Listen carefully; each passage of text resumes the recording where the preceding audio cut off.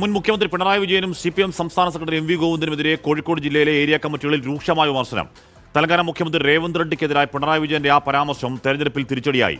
പിണറായി വിജയൻ പ്രതിപക്ഷ നേതാവായി തുടർന്നാൽ അടുത്ത തവണയും പാർട്ടി തിരിച്ചു വരില്ല എന്നാണ് അവിടുത്തെ വിമർശനം. CPM കണ്ണൂർ ജില്ലാ കമ്മിറ്റി പിരിച്ചുവിടണം എന്ന് തൃക്കരിപ്പൂർ ഏരിയ കമ്മിറ്റി യോഗത്തിൽ ആവശ്യമുയർന്നു. പ്രദീപ് നാരായണൻ വിവരങ്ങൾ വെച്ചിരുന്നു. പ്രദീപ്, നിർഭയം ആഞ്ഞടിക്കണം എന്നുള്ളതാണ് MV ഗോവിന്ദന്റെയും MAVയുടെയും അണികൾക്ക് പ്രവർത്തകർക്ക് നൽകുന്ന ഉറപ്പ്. അത് ശിരസാ വഹിച്ച് ആഞ്ഞടിയാണ് പ്രദീപ്. ഹാഷ്മി, തീർച്ചയായും അങ്ങനെ തന്നെ വേണം മനസ്സിലാക്കാൻ. CPMന്റെ തെരഞ്ഞെടുപ്പ് അവലോകനം ചെയ്യുന്നതിന് വേണ്ടി CPMന്റെ ജില്ലാ സെക്രട്ടേറിയറ്റ് ജില്ലാ കമ്മിറ്റി യോഗങ്ങൾ അവസാനിച്ചതിന് പിന്നാലെയാണ് ഏരിയ കമ്മിറ്റി യോഗങ്ങളിലേക്ക് പാർട്ടി കടന്നത്. ആ പാർട്ടി അങ്ങനെ ഒരു നടപടിക്രമങ്ങളിലേക്ക് പോകുമ്പോൾ തീർച്ചയായും അതത് ഘടകങ്ങളിലെ അംഗങ്ങൾ പൂർണ്ണമായും ആഞ്ഞടിക്കുന്ന ഒരു സാഹചര്യമാണ് ഇപ്പോൾ ഉള്ളത്. കോഴിക്കോട് ജില്ലയിലെ ഏരിയ കമ്മിറ്റി യോഗങ്ങളിലാണ് പിണറായി വിജയനെതിരെ രൂക്ഷമായ വിമർശനം വന്നത്. അതായത് തെലങ്കാന മുഖ്യമന്ത്രി രേവന്ത് റെഡ്ഡിക്കെതിരായ ഡാഷ് മോനെ രേവന്ത എന്ന പ്രയോഗം അത് തിരഞ്ഞെടുപ്പ് സമയത്ത് നടത്തിയത് ശരിയായില്ല, അത് തിരഞ്ഞെടുപ്പിൽ ദോഷം ചെയ്തു എന്ന ഒരു വിമർശനമാണ് അവിടെ ഏരിയ കമ്മിറ്റി യോഗത്തിൽ ഉന്നയിക്കപ്പെട്ടത്. MV ഗോവിന്ദനെതിരെയും കടുത്ത വിമർശനം ഉയർന്നു. തളിപ്പറമ്പിൽ PK ശ്യാമളയെ സ്ഥാനാർത്ഥിയാക്കാനുള്ള തീരുമാനം അത് ശരിയായില്ല, അത് മാറ്റണമായിരുന്നു, അതിൽ സംസ്ഥാന സെക്രട്ടറി എന്ന നിലയിൽ ഇടപെടണമായിരുന്നു എന്നൊരു വിമർശനം കൂടി അവിടെ വരുന്നു. പേരാമ്പ്രയിൽ TP രാമകൃഷ്ണനെ മാറ്റി നിർത്തുന്നതായിരുന്നു ഉചിതം, പക്ഷേ അദ്ദേഹത്തെ മത്സരിപ്പിച്ചു. ഉറച്ചൊരു സീറ്റ് കൈവശം വെച്ചിരുന്ന സീറ്റ് നഷ്ടപ്പെടുന്ന ഒരു സാഹചര്യം ഉണ്ടായി എന്നും പറയുന്നു.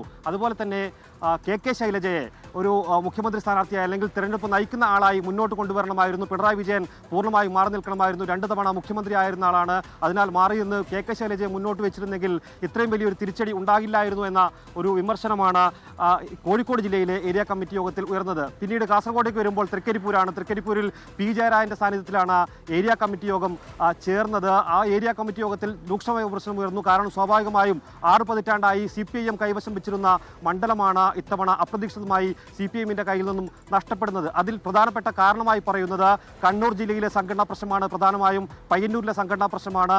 അവിടെ V കുഞ്ഞികൃഷ്ണൻ സ്ഥാനാർത്ഥിയായി വരുമ്പോൾ അതിനെ പ്രതിരോധിക്കാൻ പാർട്ടിക്കായില്ല എന്നൊരു വിമർശനം അവിടെ ഉന്നയിക്കപ്പെട്ടു.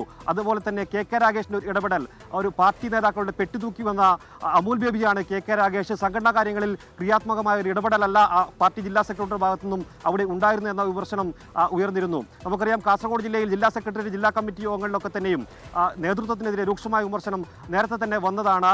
MV ഗോവിന്ദന്റെ പ്രസ്താവനകൾ പത്രസമ്മേളനങ്ങൾ പോലും ജനങ്ങൾക്ക് ദഹിക്കാത്തതാണ് എന്നടക്കമുള്ള വിമർശനങ്ങൾ വന്നിരുന്നു. കൂടാതെ നേതൃത്വം ആവശ്യപ്പെടും, അടിയാന്മാർ തമ്പ്രാക്കന്മാർ നിർദ്ദേശിക്കും, അടിയാന്മാർ അതനുസരിക്കണമെന്ന ഒരു നിലപാടാണ് CPM സംസ്ഥാന നേതൃത്വത്തിന് ഉള്ളതെന്ന വിമർശനം ഉൾപ്പെടെ കാസർഗോഡ് CPM ജില്ലാ സെക്രട്ടേറിയറ്റ് യോഗത്തിൽ വന്നിരുന്നു. അതിന്റെ തുടർച്ചയായാണ് തീർച്ചയായും തൃക്കരിപ്പൂർ ഏരിയ കമ്മിറ്റി യോഗത്തിനകത്തും ഇപ്പോൾ ഉയർന്നു വന്നിരിക്കുന്ന വിമർശനം. സ്വാഭാവികമായും വരും ദിവസങ്ങളിൽ മറ്റ് ഏരിയ കമ്മിറ്റി യോഗങ്ങൾ കൂടി ചേരേണ്ടതുണ്ട്. കാസർഗോഡ് ജില്ലയെ സംബന്ധിച്ചിടത്തോളം കൈവശമുണ്ടായിരുന്ന 2 സീറ്റുകളാണ് CPM നഷ്ടപ്പെട്ടത്.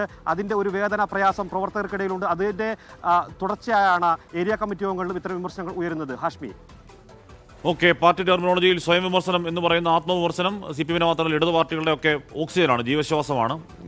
ഈ പറയുന്ന എന്താണ് ഈ നേതാക്കളുടെ പെട്ടിത്തൂങ്ങി വരുന്ന അമുൽ ബേബി എന്നൊക്കെ പരാമർശം കുറച്ച് കടന്ന പരാമർശം ആണ്, അങ്ങനെയൊന്നും പറഞ്ഞുകൂടെങ്കിൽ കൂടിയും രൂക്ഷമായ വിമർശനങ്ങൾ കനത്ത പരാജയത്തിൽ ഉയരുന്നു. അത് പ്രധാനമായും പിണറായി വിജയനും MV ഗോവിന്ദനും നേർക്ക് തന്നെയാണ് താനും ഒട്ടുമിക്ക എല്ലാ ജില്ലകളിലും.